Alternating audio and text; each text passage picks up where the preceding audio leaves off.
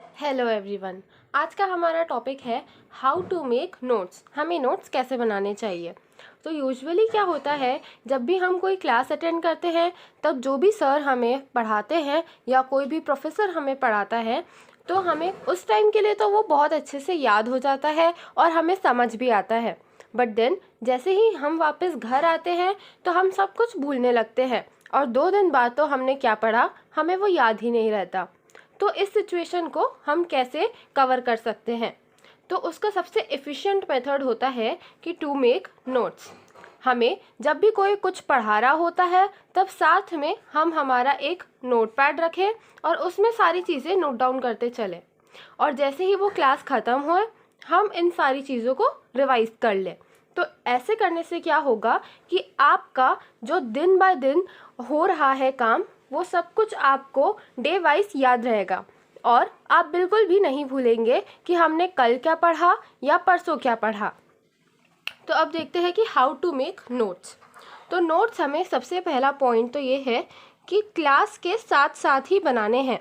जब भी क्लास चल रही हो तभी हमें हमारी नोटबुक लेके उसमें नोट्स बनाने हैं।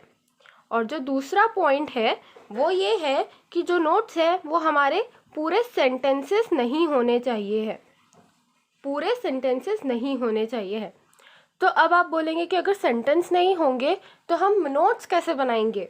तो नोट्स बनाने के लिए हम या तो पाई चार्ट्स का यूज़ कर सकते हैं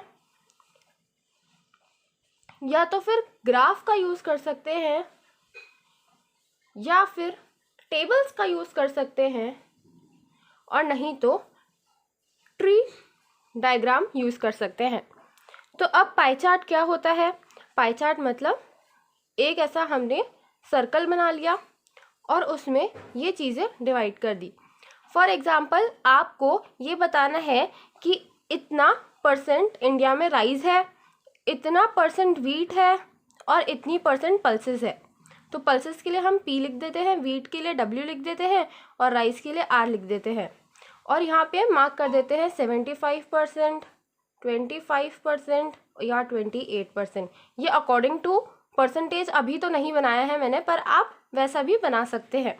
तो देखिए, अगर आप पूरा सेंटेंस लिखते बैठते तो आपको कम से कम 3 स्टेटमेंट्स लिखने पड़ जाते, पर इस डायग्राम की मदद से आपने पूरा एक्सप्लेनेशन बस एक डायग्राम में कर दिया।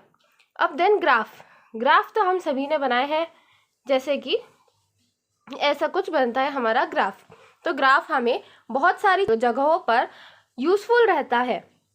फिर हम टेबल फॉर्म में कुछ बातें कर सकते हैं और यूजुअली जब भी कोई डिफरेंसेस लिखने को आए तो हमें टेबल फॉर्म में ही लिखना चाहिए और टेबल फॉर्म में भी हमें पॉइंट्स में डिफरेंसेस लिखने चाहिए या जो भी हमें कंपेयर करना है वो पॉइंट्स में ही करा जाए।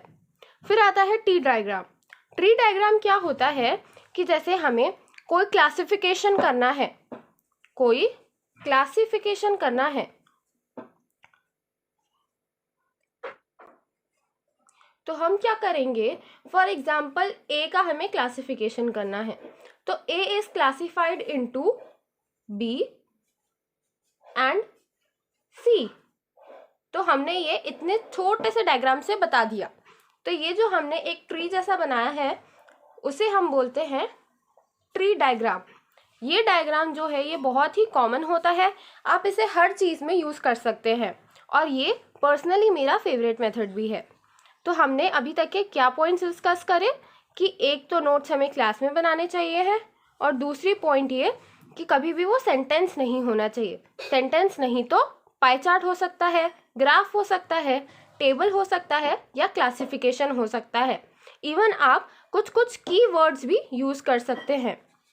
कीवर्ड्स मतलब बहुत छोटे छोटे शब्द, सिर्फ जो वैल्यू पॉइंट्स है हमें वही लिखना है। पूरा सेंटेंस अभी भी हमें नहीं लिखना है, हमें सिर्फ वैल्यू पॉइंट्स या कीवर्ड्स लिखने हैं। अब हम देखते हैं नेक्स्ट स्टेप। तो अब हम देखते हैं थर्ड चीज़। तो थर्ड चीज़ क्या होती है, यूज़ 2 to 3 कलर्स। मतलब हमें 2 से 3 कलर के पेन यूज़ करने चाहिए। क्यों? ताकि हम जो हेडिंग है और जो नॉर्मल बॉडी है उसे अलग अलग कर सके या जो भी मेन चीज़ें हैं, मेन पॉइंट्स है, उन्हें हम एक डार्क कलर के पेन से लिखें, और जो नॉर्मल ऐसे ही चीज़ें हैं जो इतनी यूज़फुल नहीं हो तो उन्हें हम लाइट कलर के पेन से लिखें, नॉट यूज़फुल। ठीक है, तो और हम 3 कलर्स भी यूज़ कर सकते हैं। फॉर एग्जांपल आपने एक हेडिंग के लिए यूज़ कर लिया, एक लाइट कलर जो है वो नॉर्मल बॉडी के लिए यूज़ कर लिया, और जो दूसरा कलर है वो एग्जाम्पल के लिए यूज़ कर लिया। पर हमें ये भी बात याद रखनी है कि आपको 2 मिनिमम और 3 मैक्सिमम कलर्स यूज़ करने हैं। हमें यहाँ पे कोई ड्राइंग नहीं बनानी है, मतलब ड्राइंग आप बना सकते हैं पर ये कोई ऐसा कंपटीशन नहीं है कि आप उसे कलरफुल बनाएं। तो इसीलिए आपको नोट्स पढ़ने में भी आए उतना कलरफुल बनाइए, पर ज़्यादा भी नहीं। अब देन 4th पॉइंट आता है कि जो भी हम बात कर रहे हैं वो एक सीरीज़ में होए, मतलब आप पॉइंट वाइज लिखिए, पहले जो इंसिडेंट्स हुआ वो, उसके बाद में जो है वो, और उसके बाद में जो हुआ वो। तो ऐसा नहीं होना चाहिए कि आपके जो टॉपिक्स हैं वो पहले आप कुछ और बता दे रहे हैं, फिर आप कुछ और बता रहे हैं, और लास्ट में आप उसके भी पहले वाली चीज़ को ही बता रहे हैं। तो आपको एक सीरीज़ में, सीक्वेंस में नोट्स बनाने हैं। अब आता है 5th पॉइंट। तो 5th पॉइंट क्या होता है कि हमें जो हमारे नोट्स है उनमें कुछ ब्लैंक स्पेसेस छोड़नी है। ब्लैंक स्पेसेस छोड़नी है क्यों? ताकि जैसे अगर आपने मान लीजिए यहाँ पे कोई पॉइंट लिखा, उसके बाद में आपने यहाँ पे कोई पॉइंट लिखा, अब आपको बाद में पढ़ते समय ये लगे कि यहाँ पे सर ने कुछ चीज़ नहीं बताई है, तो आप यहीं पे उस चीज़ को ऐड कर सकते हैं और वो आपके लिए पढ़ने में फिर और ज़्यादा कन्वीनियंट रहेगा। इसीलिए हमेशा आपको ब्लैंक स्पेसेस छोड़नी चाहिए है।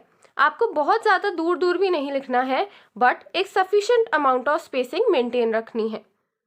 देन आता है 6th पॉइंट। तो 6th पॉइंट क्या है कि हमें ये ट्राई करना है कि हमारा जो नोट्स है वो Q&A फॉर्म में चले। Q&A फॉर्म मतलब क्या होता है? Q is for question and A is for answer.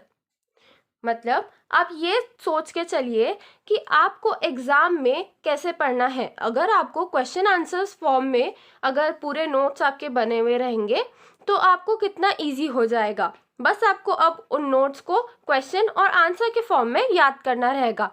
तो इसीलिए जितना ज़्यादा हो सके आपको क्वेश्चन के फॉर्म में और आंसर के फॉर्म में अपने नोट्स बनाने हैं। अब देन 7th पॉइंट आता है कि use stars, clouds, boxes etcetera.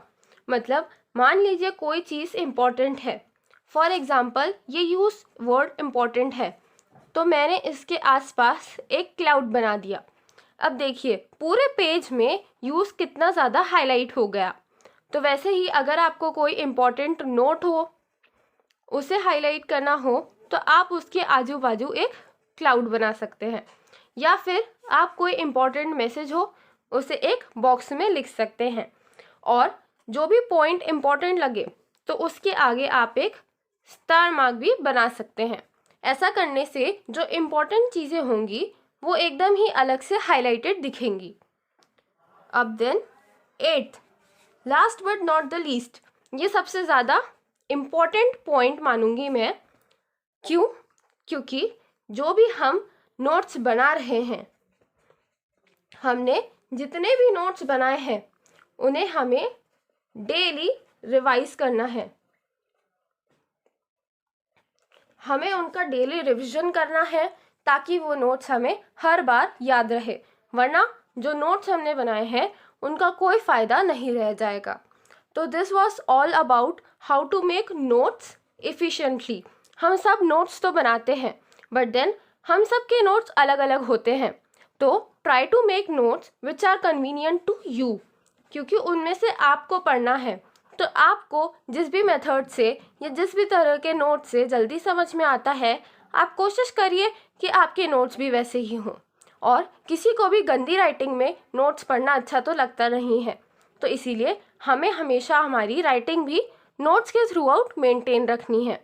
Thank you so much for watching this video till the end. अगर आपको ये तरीका नोट्स बनाने का अच्छा लगा हो तो प्लीज़ हमारे वीडियो को लाइक करें, शेयर करें और हमारे चैनल पाकवे एजुकेशन को सब्सक्राइब करें।